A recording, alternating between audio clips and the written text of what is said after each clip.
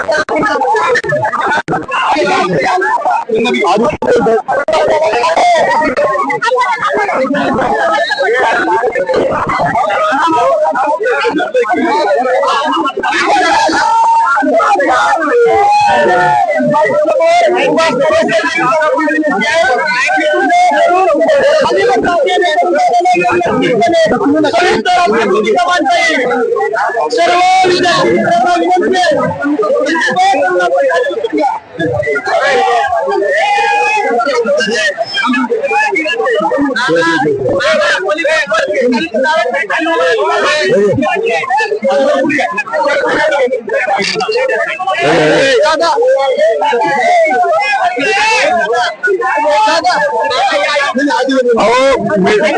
Hello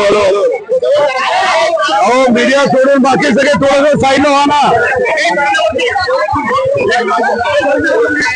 hello hello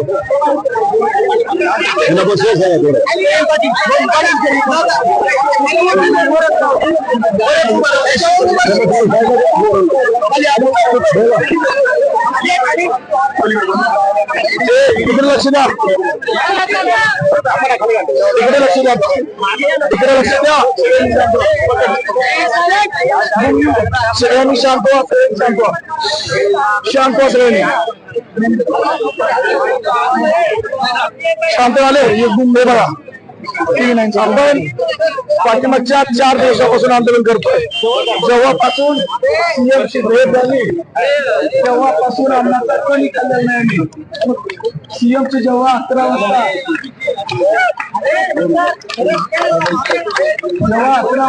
तेव्हा 3 दिवसापूर्वी जेव्हा आमची भेट झाली सीएम सोबत तेव्हापासून आम्ही अन्नाचा कण सुद्धा खाल्लेला नाहीये.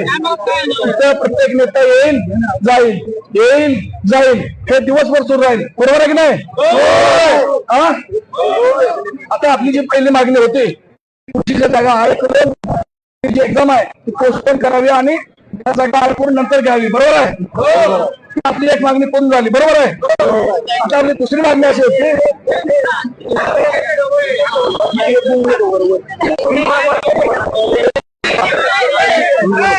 लक्ष द्या, लक्ष द्या, लक्ष द्या.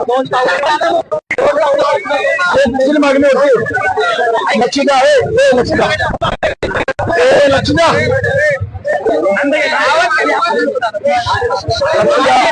अरे थांबा थांबा थांबा थांबा थांबा. मागणी होती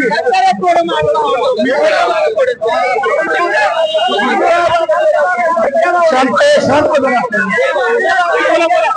दुसरी मागणी जी आपली होती ती राज्याच्या 3,000 जागा. बरोबर आहे? नाही तरी सांगत ती कंबाईनच्या 15,000 जागा. बरोबर आहे?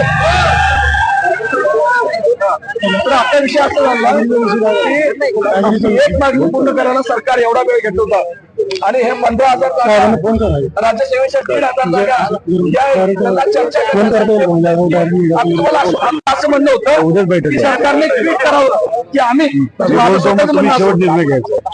मग तुम्ही कंबाईनचा विषय झाला का? हे जे राज्य 1,500 जागेचा आणि कंबाईनच्या 15,000 जागेचा आम्ही करू असं सरकारनं आश्वासन देणार, एक ट्विट करावं. बरोबर आहे? आता लगेच काय त्यांनी 15,000 जागा लगेच टाकणं किंवा 1,500 जागा लगेच टाकणं आता शक्य आहे का? नाही. त्यांनी एक आपल्याला एक जर निवेदन दिलं किंवा आपल्याला एक मागणी पत्र दिलं की आम्ही एवढ्या जागा भरू असं एक आपल्याला त्यांच्याकडून जर निवेदन आलं तरी आपण शांत बसू. बरोबर नाही? म्हणजे सीएम किंवा डेप्युटी सीएम कडून आपल्याला एक ट्विट पाहिजे की बाबा नो की या तुमच्या जे मागण्या आहेत 1,000 आणि 15,000 आम्ही मान्य करू. बरोबर आहे? तर अशी आम्ही मागणी करतो जेव्हा सीएम डेप्युटी सीएम असं एक ट्विट करावं की 15,000 जागा आणि 3,000 जागा हे भरू आम्ही असं एक आम्हाला आश्वस्त करावं. नसेल तर दादांनी आम्हाला शब्द द्यावा.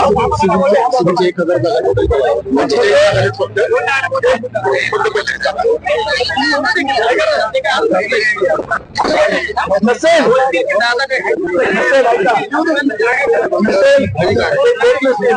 तर समजा आता आम्ही आमच्या 4 दिवसापासून मला आमची तब्येत खालावत चालली. आम्ही समजा आम्हाला हॉस्पिटलमध्ये दुसरं कोणती प्रोसेस सुरूच नाही. आंदोलन उपोषण करते हे सुरूच नाही. बरोबर आहे. समजा सरकारकडून आलं की आम्ही एवढ्या भरू आणि आम्हाला आश्वस्त करा. नसेल तर दादांनी रोहित दादांनी आम्हाला शब्द द्यावा.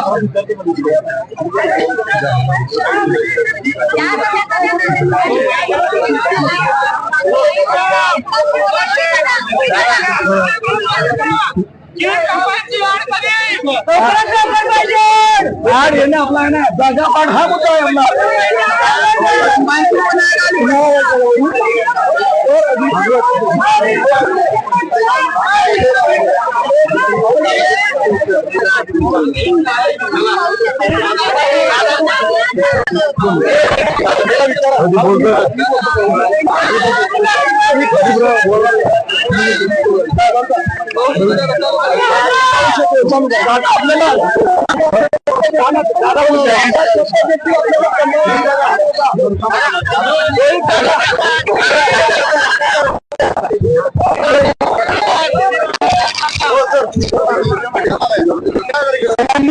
दोन मिनिटात नीट ऐकून घ्या. आपल्या 3 मागण्या होत्या. त्यातली पहिली मागणी होती हे जे आंदोलन सुरू झालं ते कृषीच्या जागांमुळे सुरू झालं. त्यामुळे पहिली मागणी होती ती म्हणजे कृषीच्या जागा याच जाहिरातीमध्ये ऍड झाल्या पाहिजे. ही पहिली मागणी होती. ऐकून घ्या.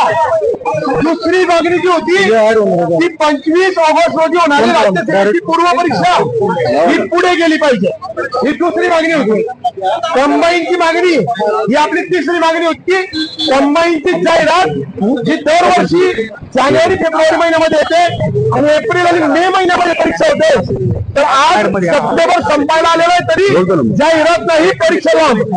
त्यामुळे जाहिरात केलं आणि ती जास्त जागांची जाहिरात आहे ना, ही तिसरी मागणी. आता महत्वाची बाब तुम्ही सगळेजण जाणतात 25 ऑगस्टला राज्यसेवेची पूर्व परीक्षा. या ठिकाणी आंदोलनामध्ये जो क्राऊड म्हणजे सगळेच मुलं होते. कंबाईनचे मुलं होते, राज्यसेवेचे मुलं होते, ऍग्रीचे मुलं होते, इंजिनिअरिंगचे होते, सगळे मुलं होते. तर या ठिकाणी या ठिकाणी 25 ऑगस्टला जी पूर्व परीक्षा होती ही ऑब्जेक्टिव्ह करणाऱ्या विद्यार्थ्यांची शेवटची संधी होती. आणि सध्या वातावरण जे गढूळ झालेलं होतं, परीक्षा होणार का पुढे जाणार, तर त्यामुळे त्या मुलांची इच्छा होती की आम्हाला काही दिवस परीक्षा पुढे पाहिजे. कारण जरी परीक्षा पुढे गेली नाही तर ही शेवटची संधी आहे आणि आम्ही स्पर्धा परीक्षा करिअर मधून बरबाद होतो. आमचं डिस्ट्रिक्ट किंवा तहसीलदार पदाचं स्वप्न भंग होतं. म्हणून हा जो क्राऊड आहे हा या आंदोलनामध्ये सहभागी झाला होता. 25ला एक्झाम असताना सुद्धा राज्यसेवेचा क्राऊड. आता तिसरा जो भाग आहे तो म्हणजे आंदोलन सुरू झाल्यानंतर या आंदोलनामध्ये रोहित दादा या आंदोलनात सहभागी झाले. आपल्यासोबत बसले आणि 5 होता. दादांनी सुद्धा कालपासून एकही अन्नाचा कण घेतला नाही.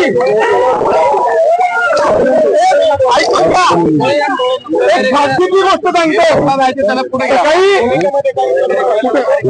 सहाला दादा उठले, साधला तिथे बाजूला दीपस्तंभ म्हणून ब्रिलियंट रायबीच्या बाजूला दादा कुठे हॉटेलमध्ये आंघोळ करायला गेलेली, फ्रेश व्हायला गेलेली. आज वॉशरूममध्ये जाऊन दादांनी आंघोळ केलेली, फ्रेश झाले.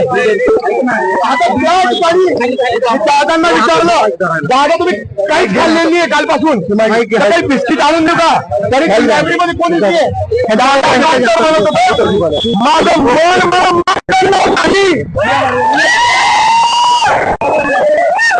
तेव्हापासून जे आपले उपोषण करताय मला दादा सुद्धा त्यामध्ये सहभागी आहे. आता आपली जी मेन मागणी होती त्यामध्ये 25 ऑगस्ट रोजी होणारी पूर्वपरीक्षा ही आयोगाने पुढे केलेली आहे.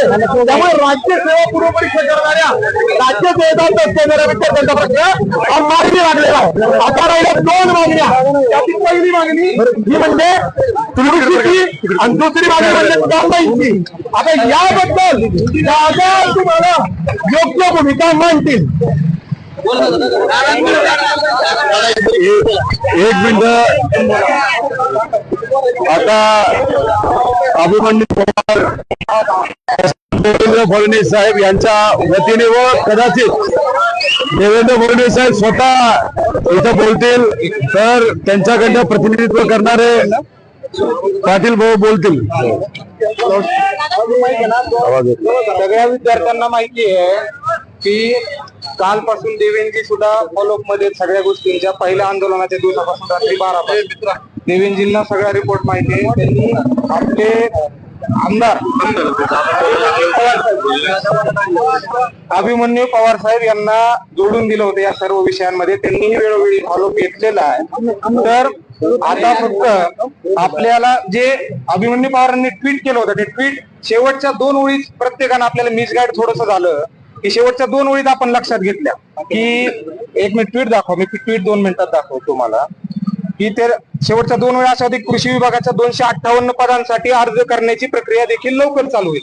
पण पहिल्यापासून ट्विट असे आहे की महाराष्ट्र राजपत्रित नागरी सेवा पूर्व परीक्षा 2024 मध्ये कृषी विभागाच्या 258 पदांचा समावेश करावा व IBPS परीक्षा समदिनांकास आयोजित असल्याने 25 ऑगस्ट रोजी आयोजित परीक्षा पुढे ढकलण्यात यावी ही विद्यार्थ्यांची मागणी लोकसेवा आयोगाने मान्य केलेली आहे. असं ट्विट आहे. तुम्ही परत एकदा वाचा आणि आता सर आपल्याशी संवाद साधतील.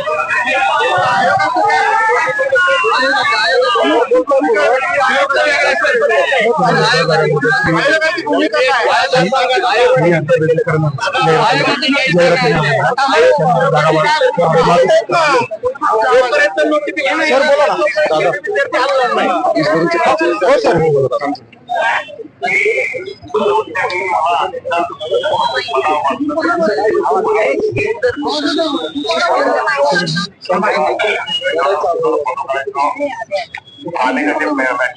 मध्ये का पडत नाही पाहिजे का पडतो वेळेस मी वेळोवेळी ट्विट करायचो.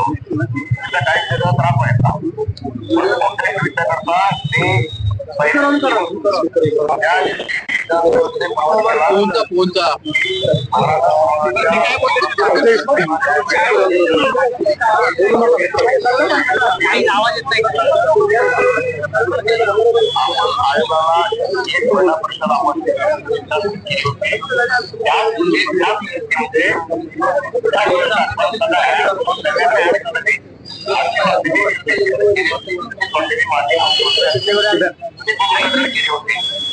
ते दरम्यानच्या काळामध्ये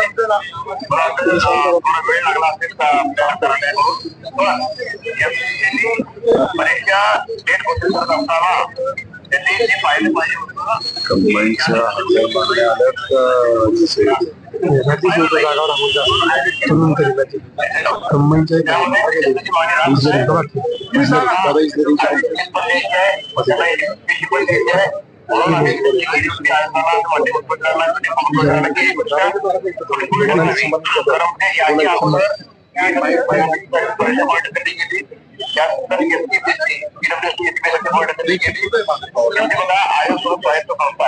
आयोग काय आपला नोकर नाही आहे स्वायत्तता आहे त्याला अधिकार आहे.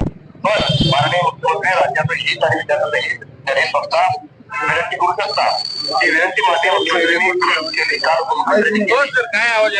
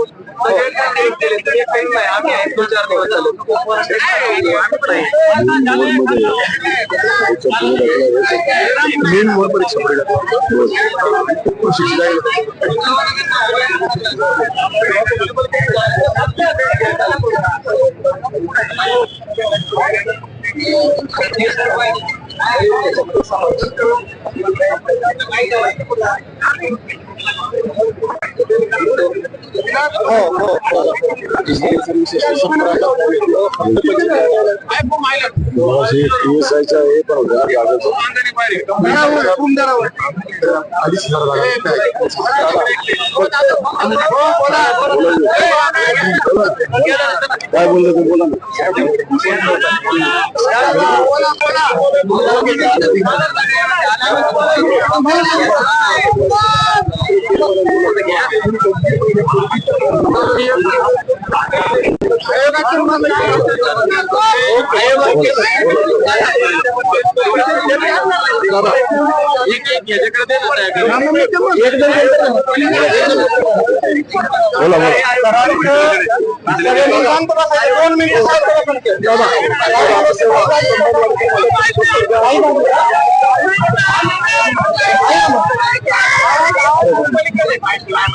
दोन मिनिटं काय बोलणं झालं हे तुम्हाला सांगतो.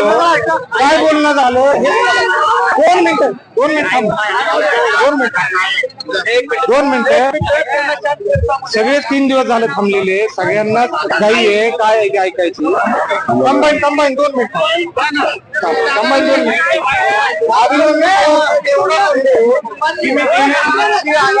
सीएम साहेबांशी बोललेलो आणि या विषयामध्ये 258 पदांचा समावेश करून कृषीच्या राज्यसेवेची नवीन ऍड निघण्यास आमची सहमती आहे. फक्त महिनाभर आम्हाला टेक्निकल गोष्टींची पूर्तता करण्यासाठी टाइम द्यावा.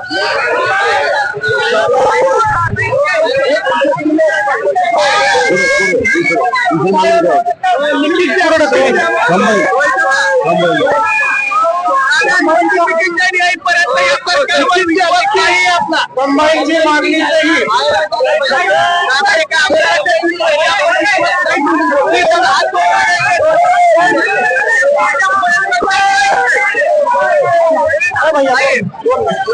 दोन मिनिटं कंबाईनच्या विषयात जे शिष्टमंडळ आम्हाला पाठवलं होतं ते बैठक बोलवली होती दुपारी 3 वाजताची. उशीर झाल्यामुळे 5ला चालू झाल्या. त्या 3 तासाच्या बैठकीत फक्त कंबाईनच नव्हे तर 2021चा कृषी ज्यांची जी कृषी अधिकाऱ्यांची जी पदं असे 17-18 मुद्दे आरटीओवाल्यांचा मुद्दा आहे. एकट्या कंबाईनचा देखील मुद्दा नाही. 17-18 मुद्दे तुम्ही ओरडल्यावर कोणालाही कळणार नाही. जवळजवळ 17-18 मुद्दे 18 मुद्दे देखील आम्ही सांगितलं की काल देखील रात्री 12 वाजता हेच सांगितलं की आयोगाला हे सगळ्या मुद्द्यांवर मार्ग काढायचा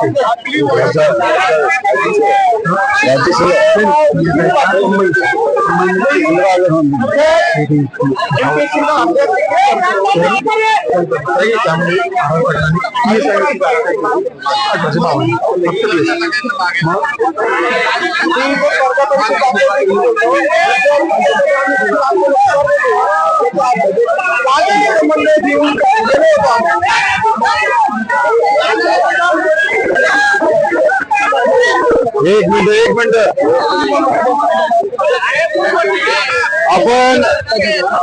आपण थोडीशी शांतता द्यावी अशी मी विनंती करतो. एकतर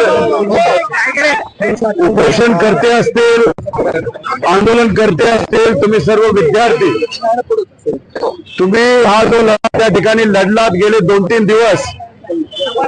त्यामुळे सरकारला तुमच्या काही मागण्या ह्या मान्य कराव्या लागल्या. तुमच्या एकजुटीचा मनापासून मी सलाम करतो. याच्यामध्ये आम्ही फक्त पाठिंबा देण्यासाठी आलो होतो. खर तर हे जे आंदोलन आहे हे तुमचं होतं. पण जेव्हा काही लोकप्रतिनिधी अशा आंदोलनाला पाठिंबा देतात, तर कुठंतरी सत्तेत असणाऱ्या सरकारवर थोडं तरी प्रेशर येण्यासाठी काही प्रमाणात मदत होत असते. पण हे जे प्रेशर सरकारवर आलं त्याचं 99.99% श्रेय हे पूर्णपणे तुम्हा सगळ्यांना त्या ठिकाणी जात आहे. आता याच्यात जेव्हा मी काल आलो होतो, प्रमोदराव असतील, सुनील असेल, केतनराव असतील, यांनी मला सांगितलं होतं की असं एक आंदोलन चालू आहे, जे मी टीव्हीवर सुद्धा बघत होतो. त्यांची मागणी होती पहिल्या दिवशीच मी आलो पाहिजे. मी त्यांना एवढंच सांगितलं की हे आंदोलन तुमचं आहे, सरकारला एक दिवसाची संधी आपण देऊया आणि मग पहिल्या दिवशी काय निर्णय ते घेतात थोडंसं बघू, आणि मग दुसऱ्या दिवशी येऊन मी तुम्हाला पाठिंबा देत भाषण करणार नाही, पण इथं येऊन फक्त मी बसेल आणि बसणार नाही. जर रात्रीपर्यंत आंदोलन चाललं नाही तर दुसऱ्या दिवसापर्यंत आंदोलन चाललं तर तरी सुद्धा या फुटपाथवर, या रोडवर तुमच्या बरोबर मी झोपायला सुद्धा तयार आहे, अशी भूमिका घेतली होती.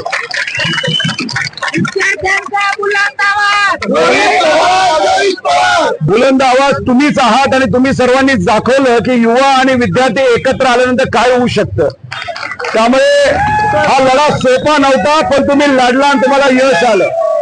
याच्यात जेव्हा मी काल आलो तेव्हा मला एका गोष्टीचा आनंद झाला की तुमचे जे सर्व लायब्ररीचे नाही तर क्लासचे जे प्रमुख ओनर असतील, शिक्षक असतील, हे सर्व तुमच्या या लढ्यामध्ये सहभाग त्यांनी घेतला, त्यांचं सुद्धा मी मनापासून अभिनंदन करतो. आता बघा, काल जेव्हा मी आलो तेव्हा 2 प्रमुख मागण्या मी ऐकल्या होत्या. एक मागणी होती 25 तारखेला बँकिंगच्या दिवशी, म्हणजे बँकिंगची एक्झाम जेव्हा होती तेव्हाच राज्यसेवेची परीक्षा ही घेतली जात होती, ती परीक्षा पुढे ढकलण्यात यावी अशी एक मागणी आपल्या सर्वांची होती. दुसरी मागणी जी होती, याच परीक्षेमध्ये म्हणजे जी ऍड निघाली आहे राज्यसेवाची, त्याच्यामध्ये कृषी सेवाचा सुद्धा समाविष्ट व्हावं अशी तुमच्या सगळ्यांची मागणी होती. बरोबर का नाही? या 2 मागण्या तिसरीवर येतो. आता मग इथं तुमच्या बरोबर बसल्यानंतर, चर्चा केल्यानंतर कंबाईनच्या बाबतीतला अतिशय महत्वपूर्ण मुद्दा हा तुम्ही सगळ्यांनी, आता याच्यात इंजिनिअरिंग आहे आणि बरेच काय, माझ्याकडे सगळी कागद आलेली आहेत. आता तुम्ही समजून घ्या, हे बघा, तुम्ही राज्य सेवा म्हणजे MPSCच्या माध्यमातून अधिकारी बनण्याच्या जे काही एक्झाम्स असतात ती देणारी मुलं आहात. तुम्हाला कुणी फसू शकतं का? नाही. अशात काल आता काही प्रमाणात अभिमन्यू भाऊंचे सुद्धा आभार व्यक्त केले पाहिजे. त्याचं कारण एक आहे, आम्ही मुख्यमंत्र्यांपर्यंत फोन करण्याचा प्रयत्न केला, आमचा फोन त्यांनी घेतला नाही, कारण त्यांना असं वाटत होतं की हे आंदोलन आम्ही उभं केलंय. आम्ही पीएला सांगितलं, बाबानो आम्ही हे उभं केलं नाही, हे विद्यार्थ्यांनी केले, मला फक्त विद्यार्थ्यांच्या म्हणण्या तुमच्यापर्यंत पोहोचवायच्या. आम्हाला बोलता नाही आलं, पण आम्ही अधिकाऱ्यांशी बोललो, आम्ही आमच्या नेते पवार साहेबांशी बोललो. साहेबांनी सांगितलं की जे काय माझी मदत लागेल मी करायला तयार आहे, फक्त तू मला सांग. मग ह्या 2 मागण्या मान्य करण्यासाठी अभिमन्यूराव जे सत्तेत आहेत आज, ते काल कोणाला भेटले, फोटो आपण सर्वांनी बघितलाय. मुख्यमंत्र्यांना भेटले, उपमुख्यमंत्र्यांना भेटले, त्यांनी फोटो ट्विट केला का नाही केला? आता फोटो ट्विट केला म्हणजे ते काल भेटले असं आपण समजायचं, बरोबर का नाही? आता काल आजच त्यांची काय ट्विट आली आहे की नाही भेटलो ना, मुख्यमंत्र्यांना मी भेटलो, उपमुख्यमंत्र्यांना भेटलो,